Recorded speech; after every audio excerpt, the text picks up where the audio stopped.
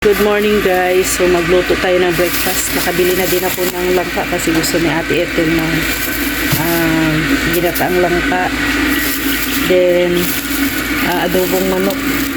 Yan ang ating menu ngayon. Pero mamaya na to. Unahin muna natin yung breakfast. Yan, magbe-breakfast muna. So okay na yung sinaing. Kapag natin tayo.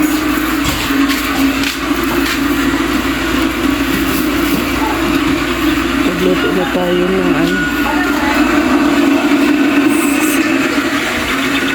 sinaing. Good morning guys. So ayaga na natin yung langka. Ano to? Ano nito? Pang lunch. Maaga tayong magluto guys kasi nag-change ng oras ang ating mga trabahador. 11:30 ang ano na. Ano Ate Vic ang masasabi mo sa ano? Sa daing ng dait?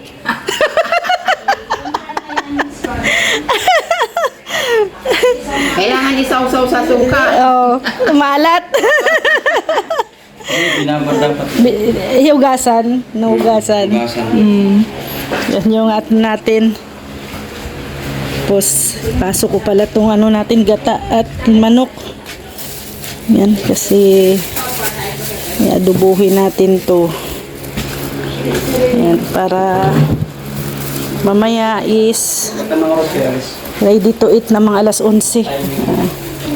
At maano na matapos na ang luto natin.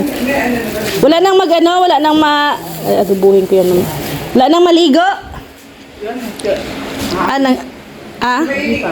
Siya maliligo. Maligo na? Maligo ka ba? Hindi, maglinis na CR. Wait lang. Oo. Sige. Para isang ka lang. Oo. Maliligo din si Dudu. Sila maliligo pa rin siya mamaya. Tapusin ko na yung kami. Yan yung ating bahay na Ethel. Tulong mo na to. Para tapusin ka. Nag-ano na po, naguhukay. Ano yan, mga dosing poste. 3, 6.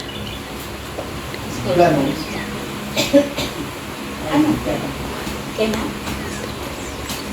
Makamakani. Makamakani.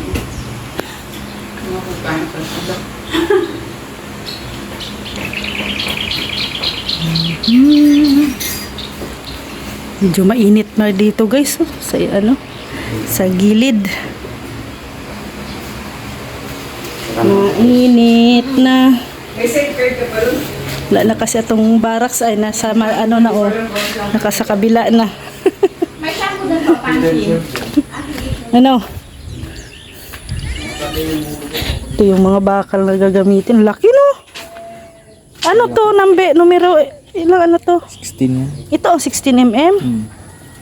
Grabe, laki. Parang hindi ba tayo nakabili nito? Nakabili ba tayo nito? Dito lang sa atin. Ilang ano to? 12. 12. 12 lang pala yung sa atin. Ito lang, oh. 12. Ito laki, oh. 16. Ito pala ang 16mm. Grabe. Laki talaga. Tingnan mo bakal na 18. Sa? 18. Asan? Karap mo. Baka? Baka? Baka. Hindi bakal, baka. Baka. Ayan. Tapos magdadagdag pa rin yan ng semento. Kasi ano na to, 20 no? Ay, check natin tong tubig kung walang ano na di? Butangan og ice. Hindi pa yata, walang ice pa yata to.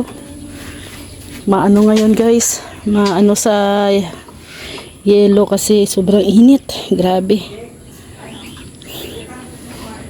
Pero pag matayo na itong bahay ni Ate Ethel di, pag umaga hindi na mainit sa bahay.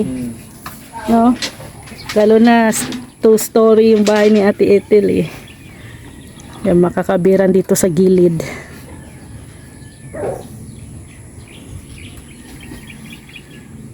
Ang luwang ng ano namin oh. Dito sa gitna. Maluwag.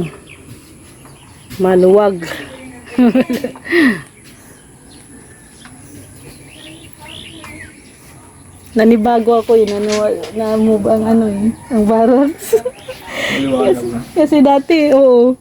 Kasi dati, mapasok ang init dyan sa loob eh. No? Ng pinto. Kasi, Tala lang yan, pag magtaas na yan dyan yung asintada. oh, lalo na, wala na talagang init. Wala nang init dito sa gilid.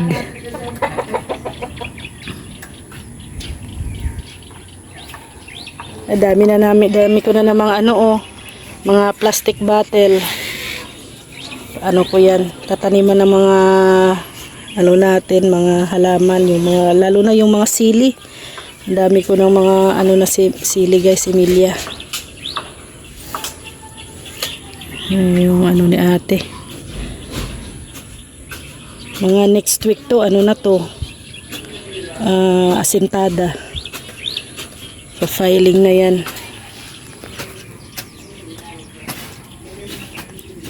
Laki, lawak.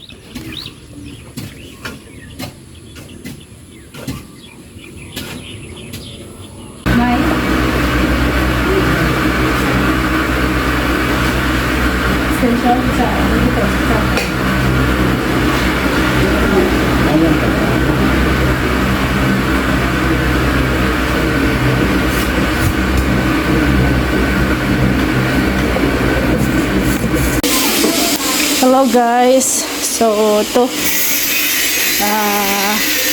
luto tayo ng adobong langka, tapos ang sahog ay sardinas, yan, tapos nilagyan na po natin ng sili, yan, ano na po natin, hayaan na lang po natin na kumulo hanggang sa ma-dry ang ano po, ma-dry itong sabaw o maubos itong tubig ng gata, no?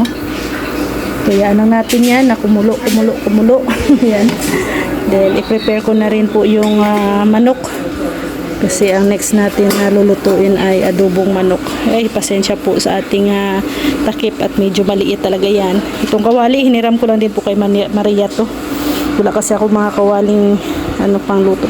Alam nyo naman, kami lang dalawa ni Rex. Kaya wala kaming gamit na pangmaramihan. Siguro ngayon dahil may bahay na kami, yun, na siguro ako ng mga gamit no, na syempre kung may mga bisita ganon, so lutuan, lalo na yung lutuan, mahirap pag walang lutuan na malaki. So prepare ko muna ang gagamitin ko para sa adobong manok, para tuloy-tuloy yung ating pagluluto. Kasi after ko magluto ay maglinis na din ako ng CR.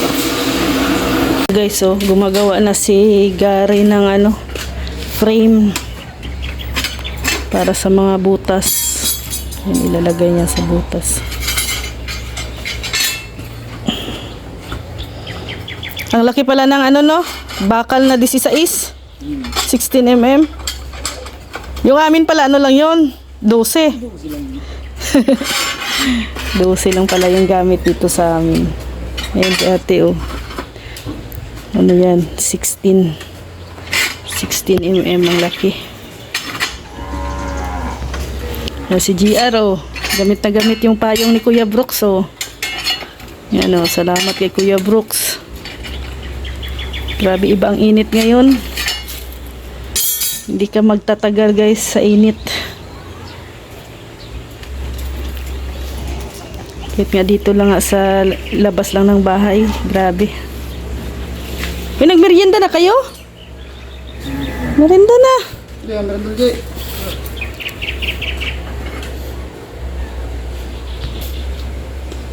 Ayan na.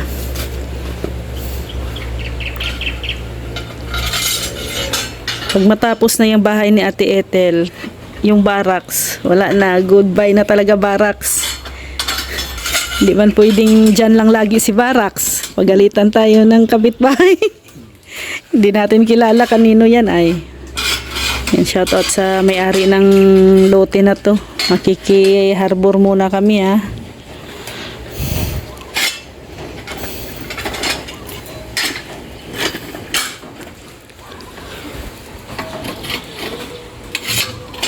Naluto na rin yung ating adobong manok guys. Yan lang yung adobong manok. Tapos nakapagluto na rin tayo. Ayun, may pinya pala oh. Kapagluto na rin tayo ng ginataang langka. Yung langka natin oh. Ginataan. 11:30 kasi ano na nila pahinga lunch break 11:30. Hindi kaya ng alas 12 guys kasi ano grabe ang init talaga guys. Kawawa sila.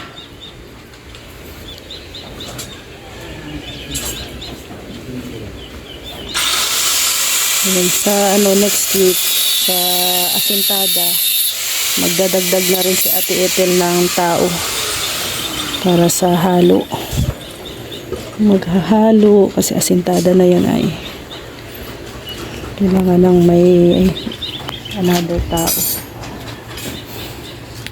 na tutulong.